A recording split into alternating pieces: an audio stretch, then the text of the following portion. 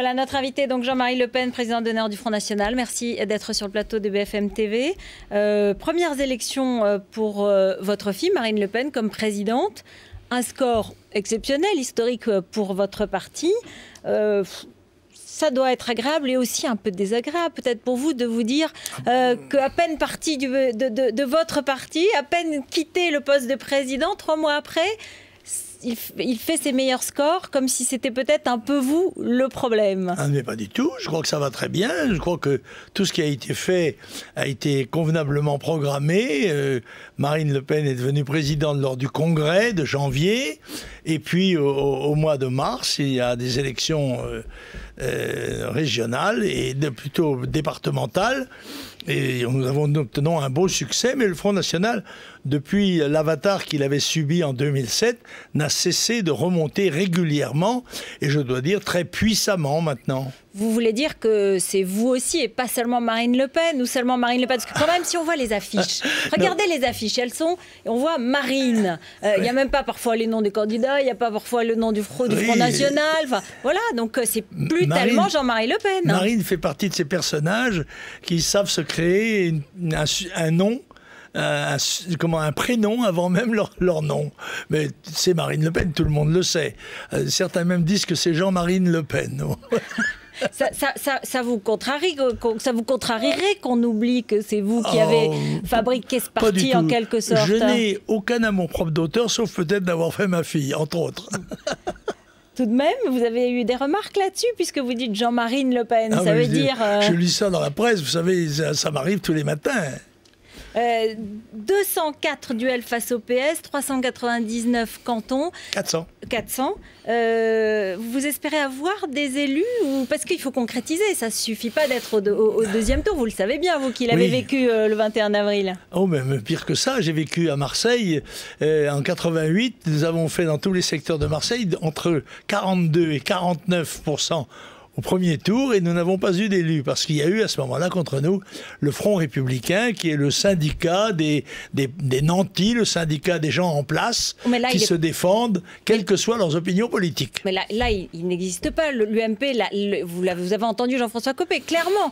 Il a dit, pas de Front républicain, il ne faut pas que l'UMP ait l'air de ressembler au PS. Cet argument, c'est très bon, mais c'est panique à bord, me semble-t-il, parce que je vois l'amiral a une opinion, mais il est contredit par le chef mécanicien. Enfin, ça me paraît un peu la pagaille à l'UMP. Et je pense que c'est un peu un boxeur KO, n'est-ce pas, qui a du mal à reprendre ses esprits.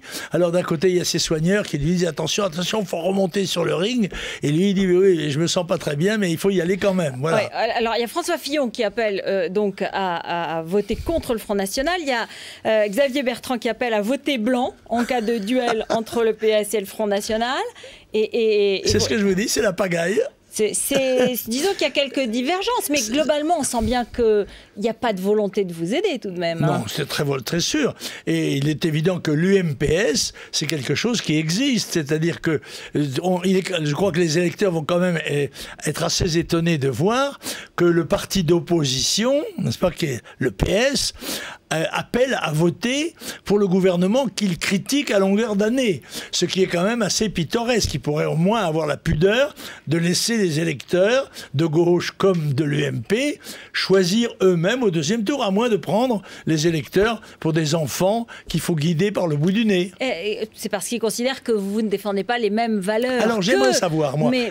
J'aimerais savoir quelles sont donc ces valeurs. Est-ce que ces valeurs sont l'immigration, l'insécurité, le chômage, l'appauvrissement, les déficits monstrueux, sociaux et politiques? Si c'est ça leur valeur, je leur abandonne bien volontiers. Mais sinon, il faut qu'ils nous disent ce que c'est que la République et un parti républicain, et qu'ils nous disent quelles sont les valeurs, leurs valeurs qui sont différentes des nôtres. Si ce sont celles que je viens d'énoncer, je suis très content qu'ils n'aient pas les mêmes valeurs qu'eux.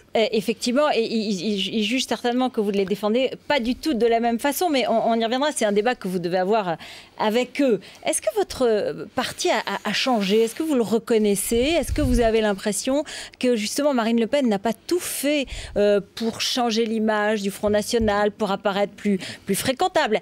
Elle dit laïcité, république. Elle ne dit plus immigration de façon très négative. Elle essaye quand même d'arrondir les angles. On a vraiment l'impression qu'elle veut faire la différence avec vous. Je crois qu'elle apporte des réponses aux problèmes qui se posent au fur et à mesure qu'ils se posent. Mais il y a absolument, dans le fond de la doctrine et du programme du Front, il n'y a pas de changement. Mais il est bien évident que Marine Le Pen, qui aujourd'hui incarne le Front National, a sa personnalité propre qui est différente de celle de son père. Elle a 40 ans de moins, c'est une femme, une mère de famille, donc elle a une sensibilité qui lui est propre, une expérience humaine et historique qui est différente de la mienne.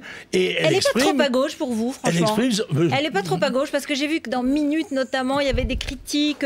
On regarde le programme économique et social et on dit mais il y a des choses qui ressemblent à l'extrême gauche, c'est incroyable. Oui, peut-être, il y a peut-être un certain nombre de choses. D'ailleurs, moi personnellement, je suis de ceux qui souhaitent la proportionnelle comme mode de scrutin, qui permettrait d'ailleurs d'avoir à M. Besancenot 4, 5, peut-être 10 élus, ce que je trouverais parfaitement normal. Ce que je trouve anormal, c'est que des grands courants politiques comme le Front National ne sont pas représentés, en particulier à l'Assemblée nationale. Donc vous êtes d'accord que Marine Le Pen est plus à gauche que vous, qu'elle change le parti, qu'elle change le Front National? Je crois qu'elle répond aux questions qui se posent aujourd'hui à l'opinion française, et ces questions sont dominées par l'appauvrissement de notre peuple, par les difficultés qu'il rencontre dans tous les domaines, et par la situation tragique que créent les déficits et les emprunts permanents qui sont faits et que devront payer les jeunes.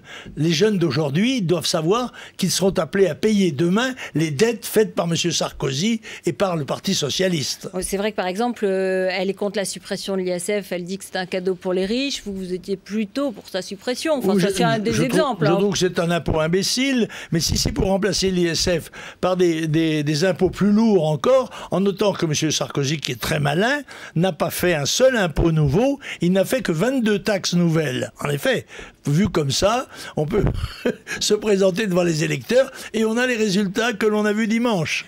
On a le sentiment qu'elle veut quand même en faire un parti qui pourra arriver au pouvoir, qui pourrait arriver au pouvoir, ce qui n'était pas évident avec vous, puisqu'il y avait une digue, il y avait un barrage. Vous aviez eu des propos qui avaient été jugés antisémites, racistes. Il y avait eu des problèmes avec la justice. Vous aviez eu des déclarations qui avaient choqué. Ça, ce sont des procès d'intention qui ont été faits. Oui, mais enfin, ce sont des cabales qui ont été montées sans qu'elles soient justifiées par des déclarations, par des opinions. Il y a des fois, vous avez perdu en justice, des fois, vous n'avez pas perdu. Oui, mais ce n'est pas parce qu'on est condamné en justice qu'on est coupable en France, n'est-ce pas? Ni ailleurs, d'ailleurs. Je n'ai pas un respect absolument totémique pour les décisions de justice. Je les ai approchées de trop près pour savoir combien elles peuvent être aléatoires. En tout cas, on a le sentiment qu'elle a vraiment cherché, par exemple, sur la Deuxième Guerre mondiale, elle a dit les camps sont le summum de la barbarie, des choses comme ça, pour dire je ne suis pas mon père. Et c'est elle qui a gagné. Et c'est elle qui a fait ce score. Elle est née 40 ans après la Deuxième Guerre mondiale.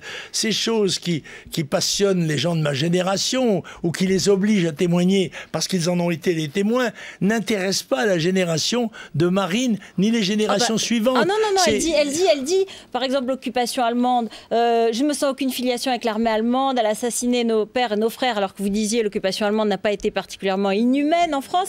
Elle dit les camps sont le summum de la barbarie, et cette barbarie, je l'ai bien en mémoire. Non, mais bien donc sûr, elle l'a pas oublié, mais elle dit le contraire. Mais tout à fait. Elle dit le contraire. Non, elle a une opinion différente. Je n'ai jamais dit le contraire de ce que dit Marine. J'ai simplement relativisé un certain nombre de choses, de faits qui me paraissaient devoir être inscrits dans un ensemble général. C'était on m'a fait là un procès, si j'ose dire, un procès d'Allemand, alors que ça ne méritait pas cela quand on veut bien réfléchir calmement et honnêtement. C'est un méchant procès. C'est un procès où on essaye de vous piéger. Voilà, c'est ça. C'est la réputation qu'ils avaient bien avant la Deuxième Guerre mondiale. L'opération française avec les Anglais et la coalition en Libye, vous y êtes hostile. Marine Le Pen a dit qu'elle y était hostile, mais Alain Juppé a dit aujourd'hui on a évité un bain de sang. Moi je la trouve scandaleuse. Je trouve que cette croisade mondialiste pue le pétrole à plein nez, et je vois mise en place des procédés de manipulation de l'opinion. C'est par exemple ainsi, comment dirais-je, Kadhafi ne tuerait que des bébés et des vieillards. Et puis les avions, les porte-avions, les bombardiers, comment dirais-je, les canons d'hiver de la coalition ne tueraient personne. Ce serait comme ça, un hasard. Écoutez, c'est une guerre qui est engagée par des puissances colossales contre un pays de 6 millions d'habitants, les plus fortes armées du monde. Mais vous pensez que vous trouvez qu'il faut laisser Kadhafi continuer et éventuellement massacrer son peuple? Mais à quel moment l'a-t-il massacré? Non, éventuellement. Éventuellement, bah oui, mais à ce moment-là, il faut tuer les bébés de peur qu'ils ne deviennent des assassins quand ils seront grands. Alors, c'est ridicule. Enfin, l'ONU a donné une directive, n'est-ce pas, à savoir protéger les populations civiles. Elle n'a jamais autorisé, à mon avis, la coalition à faire la guerre à la Libye, qui est un membre de l'Organisation des Nations Unies. Moi, je suis scandalisé par ça. Et vous trouvez M. Kadhafi respectable? C'est un interlocuteur? Non, je n'ai pas dit qu'il était respectable. J'ai dit que ce n'est pas moi qui l'ai invité à Paris à établir sa tente sur les Champs-Élysées. Ce n'est pas moi qui lui ai vendu de l'armement. Ce n'est pas moi qui lui achète son pétrole. Par conséquent, M. Kadhafi est un dictateur, comme le sont beaucoup de gouvernements de ces régions. Mais je constate qu'on n'a pas le même regard sur le Bahreïn ou sur le Yémen que par rapport à M. Kadhafi. Je pense que Kadhafi est quelqu'un qui n'a pas dû être assez obéissant à l'égard des grandes puissances pétrolières et qu'on veut le mettre au pas. Et qu'on veut peut-être même s'emparer de son pétrole. Encore une fois, quand je vois ces militaires, n'est-ce pas, dont la plupart sont des vaincus des guerres qu'ils ont fait, triompher parce qu'ils bombardent sans risque, absolument sans risque, des objectifs. Vous les soutenez pas, les militaires français qui sont là aujourd'hui sur le champ de bataille?